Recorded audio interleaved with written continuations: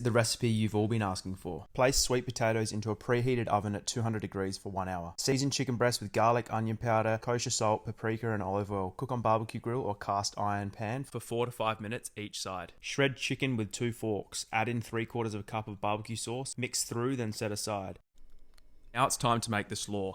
Thinly slice white and purple cabbage, red onion and grated carrot. Add to a bowl and set aside. In a separate bowl, add mayonnaise, Dijon mustard, apple cider vinegar, maple syrup, whole grain mustard. Stir, then add to your slaw and mix well. After the sweet potato is cooked, slice down the middle and add a serve of the barbecue chicken into the middle. Grate some cheddar cheese on top, place in the grill for 3 minutes. And now it's ready to serve. Place your coleslaw on top.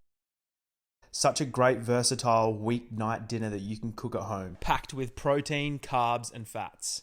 Hit that subscribe button and make sure you have your bell notification turned on so you don't miss out on any more creations like this. Delicious.